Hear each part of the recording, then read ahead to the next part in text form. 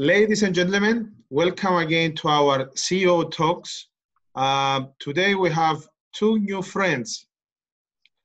We have Alain from the Chamber of Commerce of Belgium, Luxembourg, Romania, and Moldova. He is the executive chairman who will be doing the moderating today. And on the other window, we have our good friend, Bob Deman. Bob is the CEO of Raiffeisen Leasing, and both gentlemen here are already some years in Romania. We are three expats with long experience in Bucharest, and I would like to welcome both of you. Bob, you are our guest today, and Alan will be doing the moderation. I would like now to give the floor to Bob to give us a small background about yourself and what brings you in this part of the world. Thank you, Mamas, for the nice introduction and the, for me, known question, but the question I get quite often: how did I come to Romania? I'm Belgian, born and raised. Still. When I started business at the age of 24, I bought a plastics factory, which I exited at a good moment after 5 years for an offer I could not refuse at that time. Soon after that, so I was very entrepreneurial, is a bit my message in my younger life. After that, I bought a tour operating company for which I changed the distribution from the classic travel agencies to one of the largest supermarkets in Belgium. So we sold almost our packages at the counter or via websites or via direct mailing. It was quite interesting and innovative period. Also, this company I exited in 2001. Then I decided to go for an MBA to take a time off. Actually, it was my decision to educate myself a little more, and I went to INSEAD for an MBA of 1 year. After which, on campus, I was hired by McKinsey. So it's also an excellent school, the McKinsey & Company School, which I joined directly after graduating from my MBA for almost 1 year and a half. And then I continued for them also 6 months in Romania. So this was, they helped me starting up a bit in Romania, where I came here in 2004. Initially, we did a lot of IT, mainly servicing companies in Europe, kind of offshoring of IT services in Romania. Soon we grew, so we needed also a bit of real estate, so we made a real estate fund. We bought some buildings, office space, and it was a very good period. 2007, big fight with my partner, probably too much emotions, too much money involved. So I sold everything and decided to go back to Belgium. But there was an annual meeting. There was one lady. So it's my wife since 13 years. So for her, I stayed in Romania. So that's how I arrived and settled finally up till now in Romania. Very good.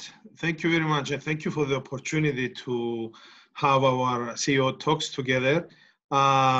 Today we'll talk about how leaders can focus on the big picture.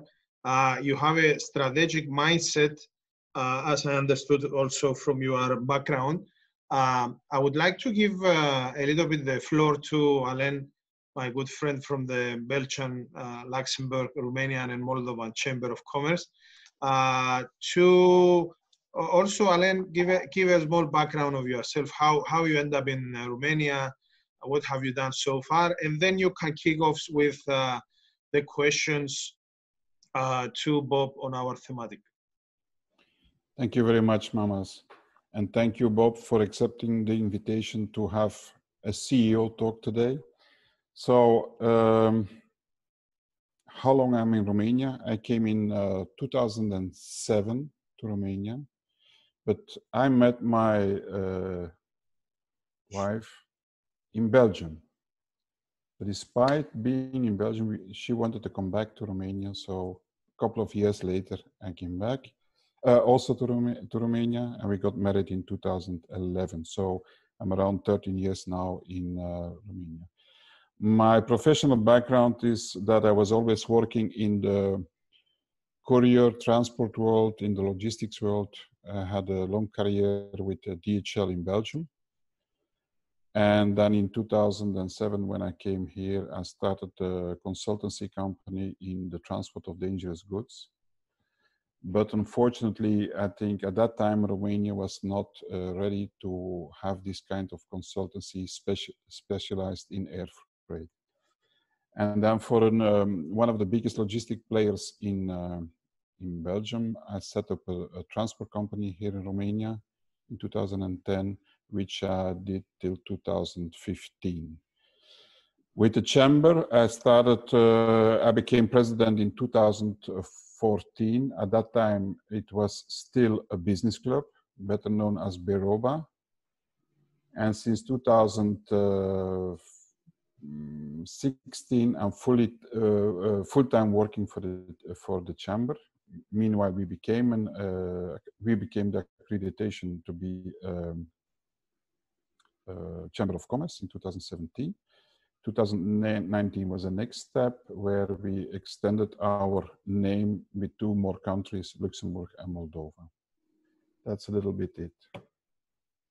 So then I can go over to the questions, but the first question that I had was already a little bit explained by Bob.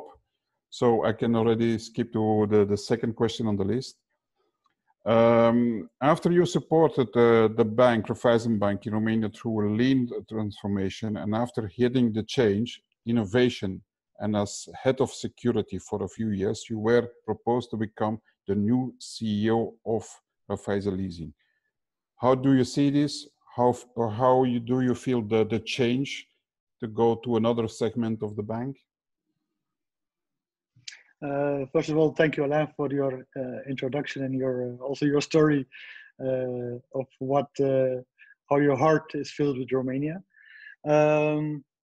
Having been at the bank for 7 years and having done quite some change in the bank, I missed the business. And of course, doing financing is different than ensuring the back end and the IT and the innovation of the bank is run as it should be. I was very happy to be offered the position by our CEO of the bank to lead Raiffeisen Leasing. We are almost 100 and a few people, and we have currently a portfolio of 240 million outstanding financing for roughly around 6,000 customers. So I just finished my first 3 years. Tomorrow is my new mandate starting.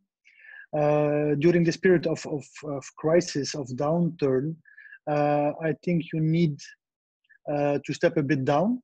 As a CEO, you need to become COO, CIO, to be quite hands-on, and to always, I believe I've been value-based. Yeah, I don't lie, I don't steal.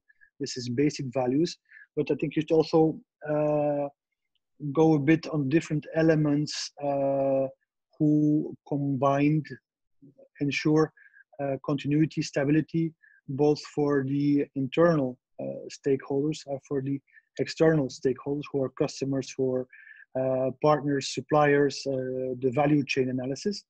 Inside for the employees, for the trust, the people having continuity, not insecurity of not receiving salaries. And that's why I think that it's important to have a clear strategy and also communicate this. And it's not only often strategy is misinterpreted as being financial targets. You have to have this cost to income ratio, this revenues, this profit, this cost of risk. This is your indicators. You know, this is not what I mean. It's also setting the tone for the company, being a role model, being a listening ear to many good ideas that surface from your employees, from your management team in this period. Which lead me to a second thing I like to say I have is curiosity. I like to learn from others, from other experiences, knowledge. I have a entrepreneurial / economist background, so I can learn from risk, I can learn from IT, from partners, suppliers. So I ask often the question, the why questions. Yeah, this is also a bit McKinsey. It's called the 5 whys. Yeah, when you get to the 5 whys, you get you get to the root cause of many problems, and then you can address them correctly. Also very important in this area for us was we moved within 2 weeks to full work from home. This means no more printing. This means digital contract signing. This means systems being very well integrated. And yes, you have to look at new things, which is artificial intelligence, for example.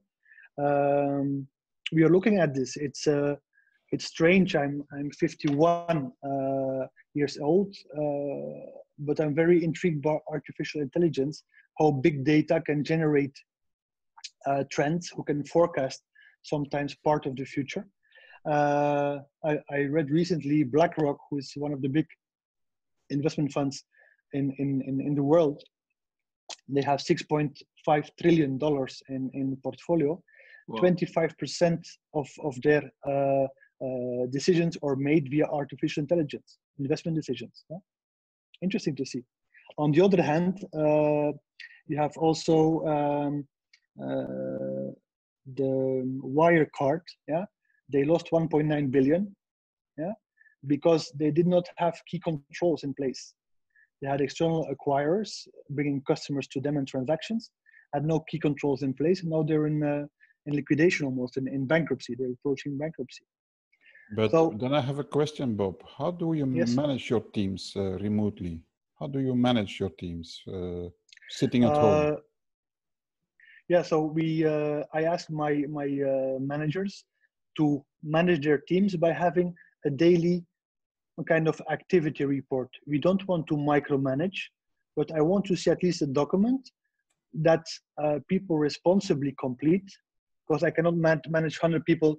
It's not my job to micromanage. And I don't read every document, but I know it's there. Every day I receive the emails and the summaries, where it is the feeling of a person must have a sense of achievement. What has he or she done in that day? Some of them some days I stay 10, 12 hours in front of my screen having meetings online. Yeah, what have I done that day? Probably I have created hopefully some value, but how to formalize this, I don't do it for myself. But and this I ask my people, they write down maybe a few ideas that you had that day. What will you remember of this day? What is important? Not just what you have done, also what value you have created for yourself and for your teams. And to give a sense of ownership of one. Two, we're I don't know if it's good or bad, but we have a good online platform, which is fully run by one single IT set of applications, where we can discuss up to, I think, 250 people. Yeah, I do every 2 weeks a 2-hour meeting where I let all my employees I invite them all, and I have a 2-hour meeting where randomly I pick people to say something, so everybody is prepared. Or when they want to say something, they can raise their hand and, of course, tell a joke, make a statement, whatever they want, to have an open session. Every morning, I do mainly the front end and the sales and the marketing. So I enter in all the small meetings every morning. I do a tour, also through the country. So this is being there, being supportive, showing you care, showing you're fully present in every day. Okay, I was a few days at the seaside. I'm just back from yesterday, but and this is important to keep them close, to solve problems, to address, and not to be yes, I will solve it and then not come back. So I have a notebook on which I write, and every day I tick my boxes, my to-do list, to be very close to them and to deliver what I promised to them. Also, to give them trust, to empower the people. Yeah, I have quite some managers who are very mature and who can take over from me when I'm not there, when I cannot be in three meetings at one time. But it's to be available, have a listening ear, and sometimes also to be creative. If you have to restructure 4,000 contracts in 2 days, then you have to a bit more, I'm not saying the military discipline, but then you have to have a tact time and to have the production in place. Sometimes a bit pushy, but mainly I'm coaching and encouraging them. And to keep them motivated, because some people stay home alone in a small apartment. It's not easy in the lockdown. So that's how I try to. Is there something in the 3-4 month period that we was mostly working from home that you should have done in another way? Is there something that you say, no, that was not the correct way to do in that period? I learned not to be proud, but I think we had it's called smerenie I'm also Orthodox, so I know a bit. I think if you have a team who sticks together, who deliver the results we had. We went through moratorium, private one, public one, private one. It's you have to watch your back, your front, left, right. We all make mistakes. Yeah, nobody's perfect, and we have improved over time. I had maybe sometimes more attention directly only for the management level in the beginning, and not for the let's say underlying levels, which I followed up quite fast. To also for them to have their voice to me, and for them to also to hear me directly responding to their questions or their issues or concerns. We also committed to everybody can work from home. Nobody has to come to the office in this period. We also have them, everybody was paid full salaries. We did not penalize anybody in a way that he or she maybe had a parent or an older person in home say, don't worry, work from home. You don't have to come to the office. And still now, it's only on a voluntary basis that people can come to the office. And it's quite, there's only a few in the office, which I respect. And these days, it's insecurity, it's care for the family, it's being prudent. And we work very well online. So this is also, which we also enabled. I sent quite a few emails to IT to support us the best they can, to enable a few special cases, to provide them also a laptop instead of a desktop. You know, the enablement I think was very good. Maybe I was not with them enough because I also had to manage upwards and manage with Vienna, and but yeah, this I'm only human. Yeah, I think I gave it my best. Like everybody, we are all humans. Yeah, exactly.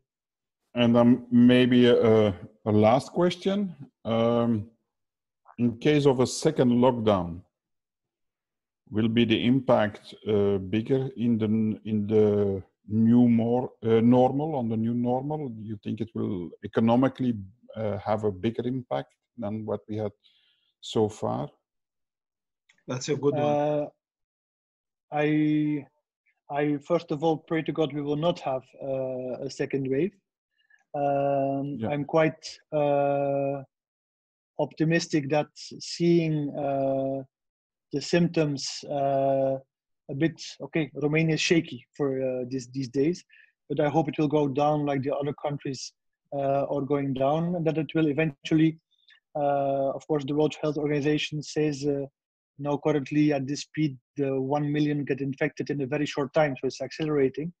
So the whole world might be infected and become immune. I hope it will not go that far. A second wave, I think we are geared up now. We can work, I think within 1 hour, we are fully working from home and fully geared up from the core systems down to the simple email systems. And we're used to it now. I miss honestly, shaking the hands of my colleagues or congratulating them for a good deal live. I miss that.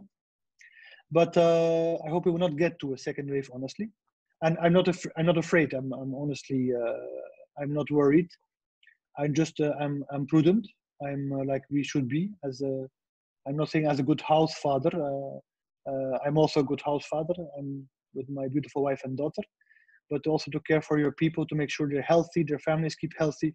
This is now priority number one, that everybody is safe. And of course, we help our customers the best way we can, given the circumstances. Very nice. Alain, thank you very much. Thank you for the time you spend on going through the questions, and very nice moderation of our CEO talks.